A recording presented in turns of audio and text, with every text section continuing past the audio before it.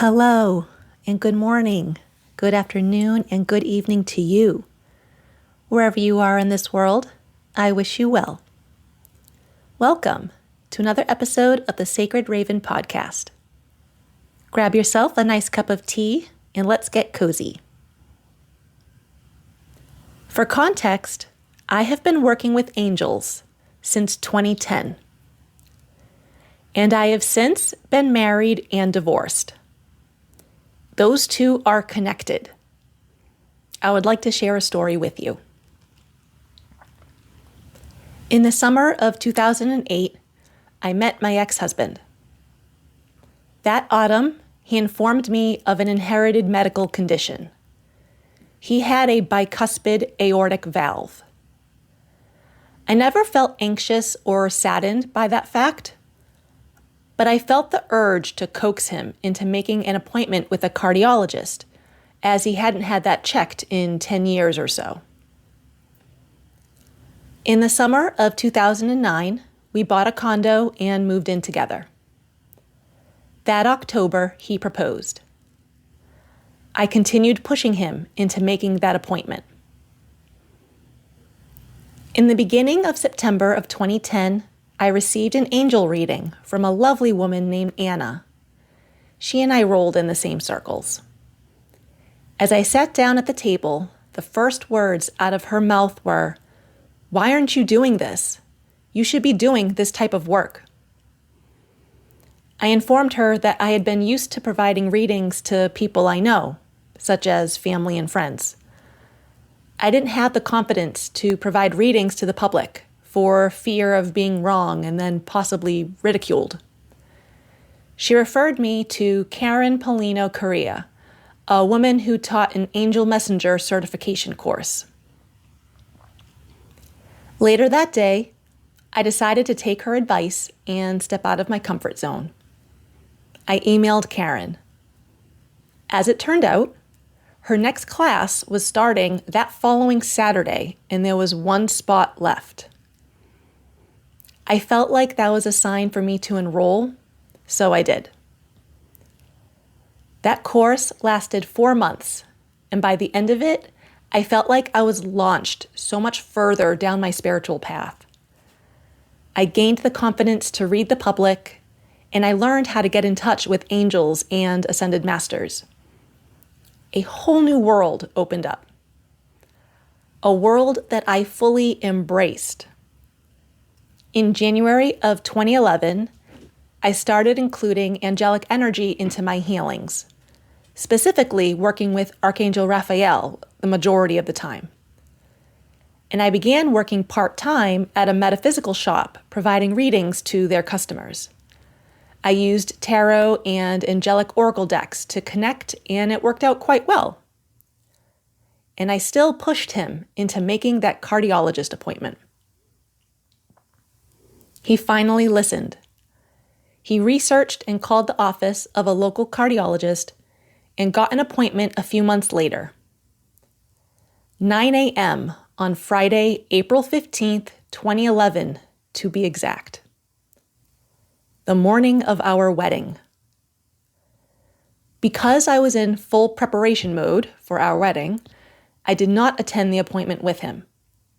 He was more than okay with that, as he was only there to undergo a couple of exams, such as a CT scan and an echocardiogram. He just wanted to get in there and get it done.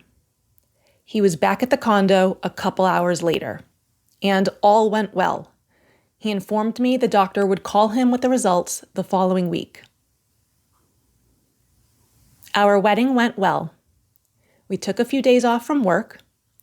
We didn't have our honeymoon scheduled until later in the year. At exactly 8 a.m. that following Monday, he received a call from the doctor's office. I remember this scene vividly. He and I were already awake. The sun was shining into the bedrooms, and he was about to walk down the stairs to the first floor when his phone rang. I was standing in the hallway in between our bedroom and the bathroom. Within 1 minute of being on the phone, the look of horror and defeat spread across his face.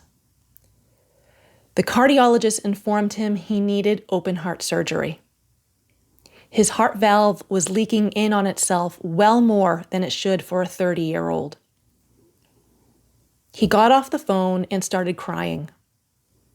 I immediately went over to him, but I remember feeling extremely calm. I wasn't saddened by this news. I had this knowing that everything was going to be okay. It literally felt like it was just something that needed to get done during the day, like washing the dishes or feeding the pets. I told him everything would be okay, that he would make it through just fine. But quite understandably, he didn't believe me. His surgery was scheduled for the morning of June 10th. In the days leading up to it, he was a wreck, a massive ball of anxiety. He didn't believe in anything I did. He was, and maybe still is, an atheist. But he supported my work just enough. I asked him if he minded me talking to any and everyone in the spiritual realm to see if they could assist during his surgery. At that point, I think he wanted all the help he could get. So he set aside his non-belief and told me that was fine. In the evening of June 9th, I had some time to myself. While he was on the phone with his parents discussing the next day's events and their visit up to us, I decided to sit quietly and talk to some angels. Archangels Michael, Raphael, and Gabriel, to be exact. As I already stated, I was working with Archangel Raphael quite a lot at that time. I learned Archangel Michael is a protector spirit guide of mine and has been with me since birth. Side note, I can talk about connecting with your spirit guides in a later episode. Everyone is born with 5 main ones that stay with you throughout your entire lifetime. And I had worked with Archangel Gabriel here and there and wanted her assistance. Another side note, angels are actually genderless. Humans like to attach gender and label to things. I guess it makes it easier for us to comprehend their existence. I don't really know. Archangel Gabriel comes to me as female. I know others who refer to Gabriel as male. The next morning, we got up bright and early and headed into Boston. He was in surgery before 8 a.m. I sat in the waiting area with his family. We were all relatively calm. I know I definitely was. His cardiologist came out to greet us several hours later. And by several, I mean closer to 6 or 7 hours. He told us the surgery was uneventful, meaning it went swimmingly well as there were no hiccups, but that he had to do a small procedure beforehand. I don't remember what that procedure was, but it had to be done before replacing his heart valve. And now as I sit here, I am reminded that sometime between the day of our wedding and the day of his surgery, a coworker at the metaphysical shop told me she felt there was going to be 2 procedures done for him during his surgery. She was correct. That evening, he was set up in a room in the intensive care unit. His family chose to stay at a nearby hotel. I spent the night with him while my sister stayed at our condo to watch the cats. I was woken up around midnight by the staff. I met our night nurse, Michael. I smiled when he said his name. He was wonderful. He answered any questions we had and made us feel comfortable. The following morning, we were greeted by an attending physician named Dr. Rafaela. Again, I smiled when she introduced herself. She informed us our doctor would be in later in the day. She was making her rounds, and she was also quite wonderful. By the afternoon, the entire staff had changed out, and we met one of our new nurses. She was named Gabrielle. By this time, I had the biggest grin on my face. She was also wonderful. At that point, I was overwhelmed with joy and reassurance. Can you see why?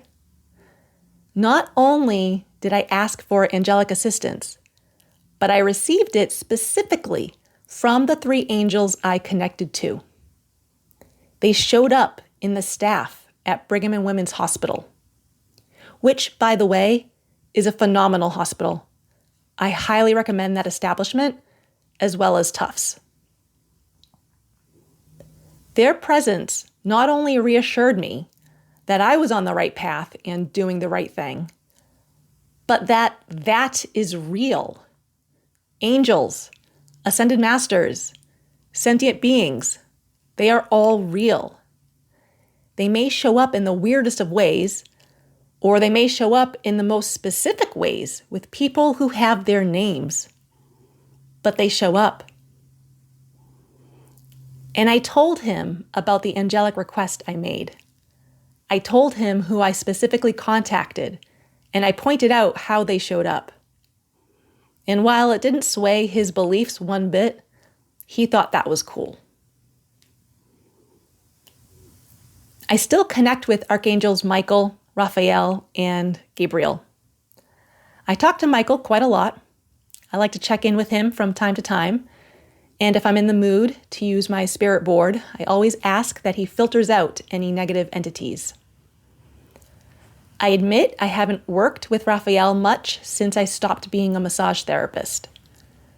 I have occasionally contacted him though, especially when doing energetic healing work. And just this week, I reached out to Gabriel. I wanted to see how she would assist me this week. And I think sharing this story may have been influenced a bit by her. But since then, I have expanded my contact list quite a bit, adding in gods and goddesses and so many more. I find it fun and fascinating to see who shows up and how. Sometimes it's obvious, like how that was. Other times, not so much. And that's okay, because everything has turned out okay regardless. Everything always ends up turning out okay. And I think that's something to hold on to, even if you don't believe in angels and the like. Thank you for joining me in this episode. I hope you enjoyed that story. I appreciate you taking the time to share this space with me. If this has resonated with you, please take a second to follow or subscribe, leave a review or comment, or share this with someone who may be venturing down a spiritual path and has a hunger to learn and grow. I will see you next time. Stay cozy and take care.